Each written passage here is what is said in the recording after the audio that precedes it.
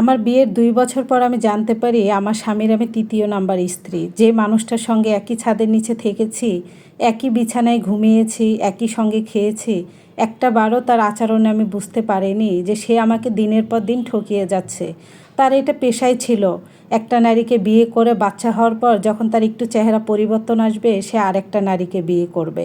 তবে আমি যখন বুঝতে পারি অনেকটা দেরি হয়ে যায় আমার। ভালোবেসে বিয়ে করেছিলাম আমি। আমার হাজব্যান্ডের সঙ্গে আমার সম্পর্ক হয় একটা অ্যাপসের মাধ্যমে। তার সঙ্গে আমার ২ বছর সম্পর্ক ছিল। ২ বছর সম্পর্কর মধ্যে আমি একবারও বুঝতে পারিনি যে সে বিবাহিত। সে আমাকে এতটা ভালোবাসতো, এতটা যত্ন করতো যে আমার কাছে সবসময় মনে হতো এরকম একটা পুরুষই তো একটা মেয়ে চায়, যে তাকে ভালোবাসবে, আগলে রাখবে। ছেলে মানুষগুলা সে হচ্ছে সব কিছু মেনে নেবে।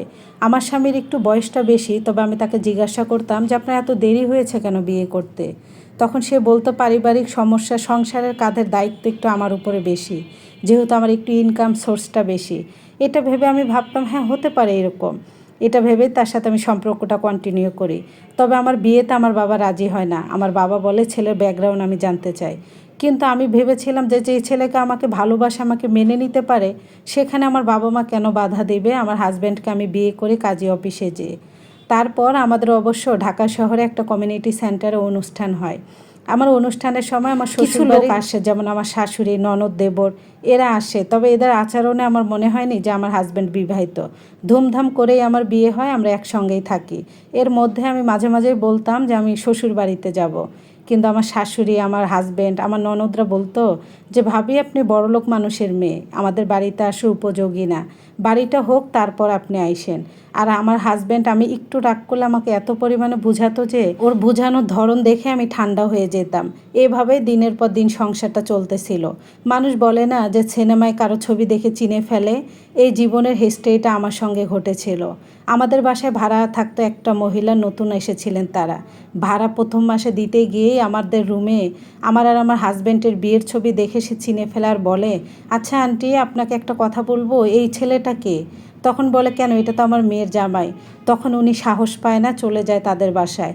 কিছুদিন পর সে তার মনের ভিতরে এটা বারবার কাজ করতেছিল যে জানতে চায় ছেলেটাকে। তখন আবারও আমার মাকে জিজ্ঞাসা করে পাশের ভাড়াটিয়াকে দিয়ে যে ছেলেটাকে। তখন তারাও বলে তার মেয়ের জামাই, একমাত্র মেয়ের জামাই, আর অনেক ভালো ছেলেটা। তখন আমাদের বাসায় সে ভাড়াটিয়া বলে ওঠে এর আরও 2টা বউ আছে, এর কাজই হলো সুন্দরী মেয়েদেরকে পটিয়ে বিয়ে করা। এটা বলার পর ডাইরেক্ট আমার বাবা তার নামে তো মামলা করে আমাদের বাসা থেকে বের করে দেয়। কিন্তু তারা যাওয়ার আগে বলে যে আপনি যতই চিল্লাপাল্লা করেন না কেন, এটা কখনো পরিবর্তন হবে না। যখন আপনারা জানতে পারবেন তখন অনেক বড় ভুল হয়ে যাবে। আমার বাবা মা আমাকে সরাসরি বলার সাহস পায়নি যদি কিছু হয়ে যায়। আর আমি সন্দেহ করতাম কিভাবে। আমার শাশুড়ি দিনে 2-3 বার আমাকে ফোন দিত, আমার ননদ, আমার দেবরা, সবাই আমাকে অনেক বেশি ভালোবাসতো। এবং কি ঈদ পরব যত ছুটি ছাটা থাকে আমার হাজব্যান্ড আমার সঙ্গেই থাকতো। কিন্তু আমার হাজব্যান্ডকে আমি দেখতাম 2-3 মাস পর পর অফিসের কাজে মাঝে মাঝে 2 দিন বাহিরে যেতেন। তবে এখন আমি ভেবেছি তখনই নিশ্চয়ই ওই ফ্যামিলিগুলোর সঙ্গে সে মিট করতে যাইতো।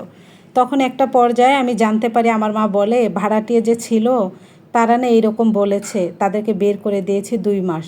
তখন আমি বলি একটা মানুষ আর একটা মানুষের বিরুদ্ধে তো এমনি আঙুল উঠাতে পারে না। প্রথম অবস্থায় আমি রাগ করলো, তারপর আমি বুঝি যে একটা মানুষ আর একটা মানুষের বিরুদ্ধে কেন আঙুল উঠাবে, এটা আমার যাচাই করা উচিত। তারপর ওই যে বলে না সত্যি কোনো দিন গোপন থাকে না, তাদেরকে আমরা খুঁজে বের করি, তাদের বাড়ির অ্যাড্রেস। আমার শ্বশুর বাড়ির যে ঠিকানা ওই মহিলার একই বাড়ির ঠিকানা, মিলে যাচ্ছিল হুবহুব। তখন আমি 5 মাসের গর্ভবতী, কিছুই বুঝতে পারতেছিলাম না কি করব। তখন আমার ভাই চলে যায় তাদের সঙ্গে, সব কিছু জানার পর জানে হ্যাঁ আরও তার 2টা বউ আছে, এবং কি তার ছেলে মেয়ে, মেয়ে হচ্ছে এসএসসি পরীক্ষা দিয়েছে আর ছেলেটা ক্লাস 8-এ পড়ে, প্রথম বউয়ের ঘরে। আর দ্বিতীয় বউয়ের ঘরের হচ্ছে সংসার কোনোভাবে চলতেছে, তারও 2টা ছেলে বাচ্চা হয়েছে। বড় বউ আর ছোট বউয়ের কোনো খোঁজ খবরে নেয় না। বড় বউ থাকে বাবার বাড়িতে আর ছোট বউটা থাকে বাড়িতে। আর আমি হচ্ছে তৃতীয় নাম্বার স্ত্রী। এটা জানার পর আসমান ভেঙে আমার মাথার উপরে পড়ে যে আমার জীবনটা না ছবির হিস্ট্রি হয়ে গিয়েছে। প্রথম বউকে আমি ফোন দেই, বড় বউকে, এটা জানার পর সে আমাকে ইচ্ছা মতো গালিগালাজ করে। তারপর আমি তাকে বলি যে আমি তো জানতাম না আমার হাজব্যান্ড বিবাহিত।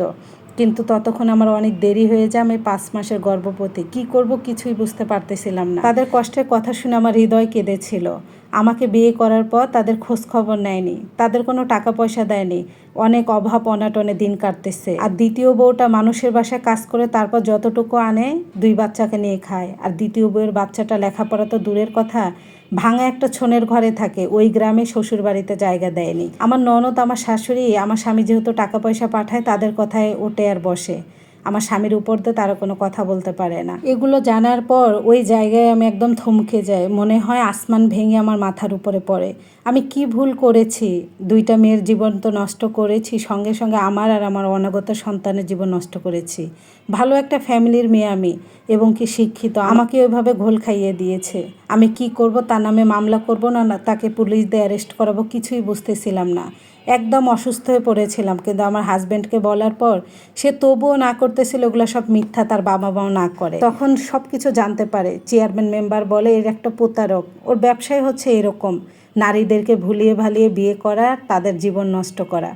এক পর্যায়ে আমার বাবা তার নামে মামলা করে দেয়। তারপর তাকে পুলিশ অ্যারেস্ট করে নিয়ে যায় জেল হাজতে, মনে হয় সে 1 বছর প্লাস এরকম ছিল।